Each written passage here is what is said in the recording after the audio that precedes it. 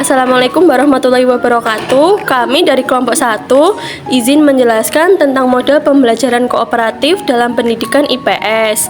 Kelompok kami beranggotakan Adelia Dinda Meta Putri, Mahirotul Hasanah, Kodriyah Klarionita, dan Nanda Novi Eka. Submateri yang akan kami jelaskan yaitu ada definisi pembelajaran kooperatif, karakteristik pembelajaran kooperatif, landasan teori pembelajaran kooperatif, tipe-tipe pembelajaran kooperatif, kelebihan kekurangan pembelajaran kooperatif, dan implementasi pembelajaran kooperatif. Yang pertama, kita akan membahas tentang pengertian.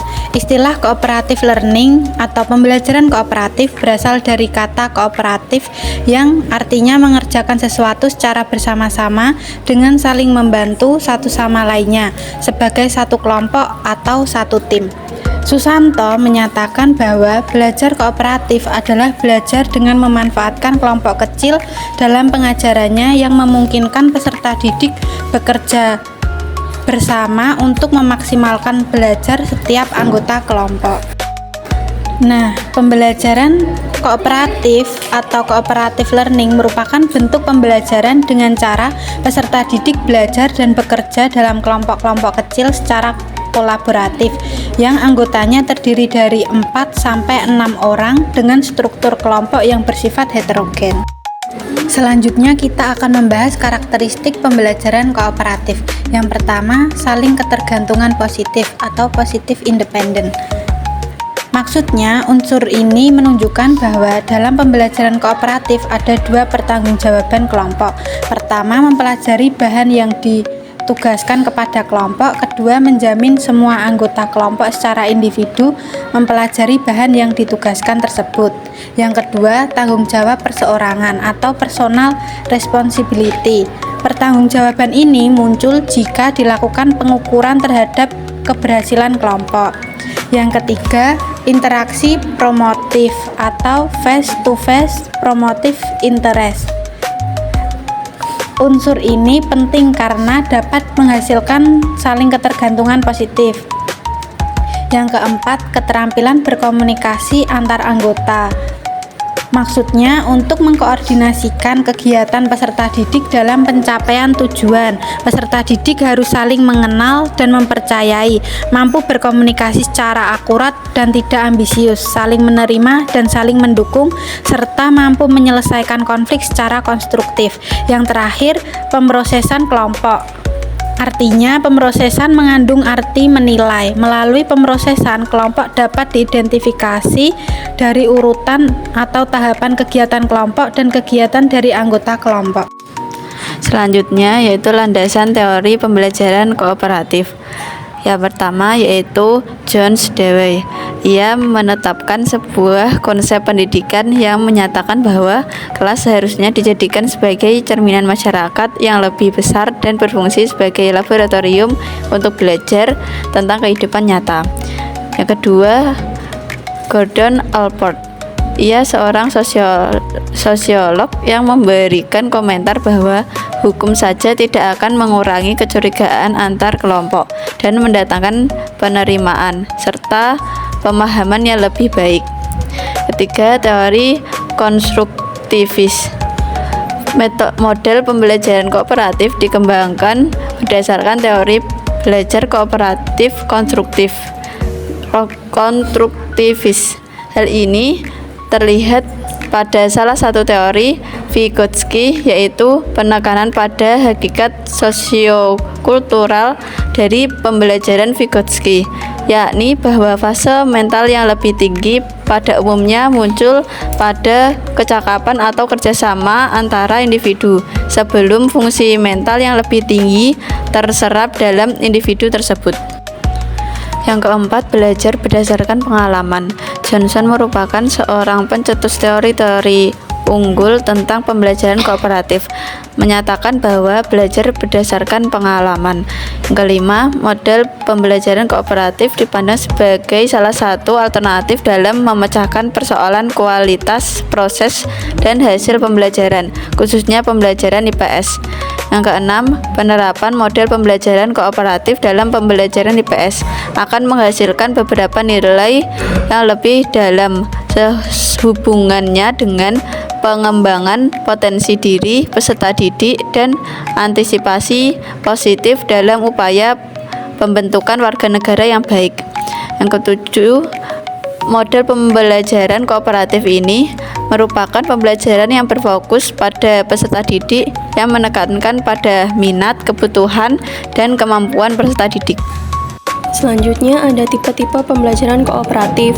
Yang pertama, kooperatif tipe Numbered Heard Together atau NHT, yakni suatu tipe model pembelajaran kooperatif yang merupakan struktur sederhana dan terdiri atas 4 tahap yang digunakan untuk mereview fakta-fakta dan informasi dasar yang berfungsi untuk mengatur interaksi peserta didik.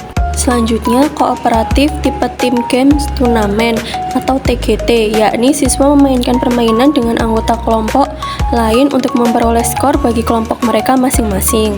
Yang ketiga, ada kooperatif tipe investigasi kelompok, yakni menekankan pada hubungan sosial yang berkembang dalam proses interaksi sosial di antara individu. Tipe investigasi kelompok ini menekankan pentingnya konsep demokrasi dalam pembelajaran yang terlihat dari terlibatnya peserta didik dalam perencanaan topik yang dipelajari dan bagaimana jalannya penyelidikan mereka. Selanjutnya, kooperatif tipe STAD, yakni peserta didik dibagi menjadi kelompok beranggotakan 4 orang yang beragam kemampuan, jenis kelamin, dan sukunya. Guru memberikan suatu pelajaran dan peserta didik di dalam kelompok memastikan bahwa semua anggota kelompok itu bisa menguasai materi pelajaran tersebut. Selanjutnya, kooperatif tipe Integrated Reading and Composition atau CIRC, yakni tipe pembelajaran yang diadaptasikan dengan kemampuan peserta didik dan dalam proses pembelajarannya bertujuan membangun kemampuan peserta didik untuk membaca dan menyusun rangkuman berdasarkan materi yang dibacanya.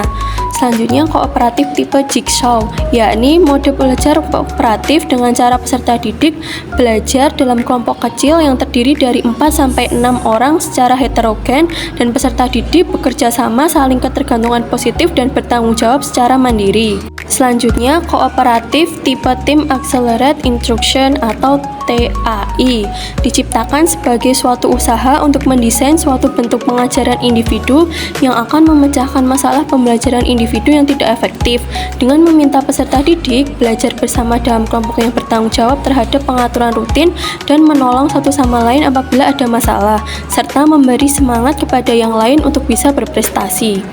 Selanjutnya, kelebihan pembelajaran kooperatif. Yang pertama, mengembangkan kemampuan mengungkapkan ide dan gagasan. Yang kedua, membantu peserta didik untuk lebih bertanggung jawab dalam belajar. Yang ketiga, strategi untuk meningkatkan prestasi akademik sekaligus kemampuan sosial. Yang keempat, membantu peserta didik untuk menerima segala perbedaan. Dan yang kelima, meningkatkan motivasi dan memberikan rangsangan untuk berpikir. Lalu ada kekurangan pembelajaran kooperatif. Yang pertama, peserta didik membutuhkan waktu untuk memahami pembelajaran kooperatif. Yang kedua, diperlukan peer teaching yang efektif agar mencapai tujuan pembelajaran. 3. Penilaian yang diberikan berdasarkan hasil kerja kelompok. Yang keempat, pembelajaran kooperatif membutuhkan waktu lama untuk membangun kesadaran kelompok. Dan yang kelima, kerjasama dan kepercayaan diri siswa butuh waktu untuk berkembang. Implementasi pembelajaran kooperatif. Yang pertama, guru merancang rencana pelaksanaan pembelajaran. Guru merancang rencana pelaksanaan pembelajaran dengan menetapkan tujuan yang akan dicapai, baik ranah kognitif, afektif, maupun psikomotorik sosial yang dapat dikembangkan oleh peserta didik, baik secara individu maupun kelompok. Yang kedua, guru menyampaikan materi.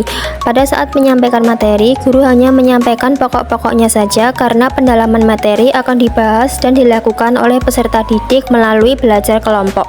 Yang ketiga, membimbing dan mengarahkan peserta didik ketika kegiatan diskusi kelompok. Guru harus membimbing dan mengarahkan peserta didik ketika kegiatan diskusi kelompok berlangsung, baik secara individual maupun kelompok, agar selama diskusi berlangsung tidak keluar dari topik pembelajaran yang telah direncanakan. Guru membimbing dan mengarahkan peserta didik baik dalam memahami materi maupun mengenai sikap dan perilaku selama kegiatan belajarnya dan melatih keterampilan sosial secara optimal serta melatih peserta didik untuk dapat hidup bermasyarakat. Studi kasus Pada dasarnya, penyampaian dari materi dalam mata pelajaran Ilmu Pengetahuan Sosial atau IPS mengacu pada metode ceramah, di mana beberapa peserta didik mendengarkan penjelasan guru untuk memahami materi yang disampaikan. Namun, mengikuti kebijakan baru, metode ceramah perlahan harus ditinggalkan karena kurang mengasah kemampuan berpikir siswa. Untuk itu, perlu adanya penggunaan metode pembelajaran lain dalam pembelajaran IPS ini. Salah satunya dengan menggunakan metode pembelajaran kooperatif. Kemudian, berdasarkan hasil pengamatan peneliti pada siswa SD kelas 6, dapat disimpulkan bahwa pembelajaran kooperatif ini bisa untuk diaplikasikan karena bisa menambah keaktifan siswa dalam pembelajaran. Cukup sekian materi yang kami sampaikan, kurang lebihnya mohon maaf. Wassalamualaikum warahmatullahi wabarakatuh.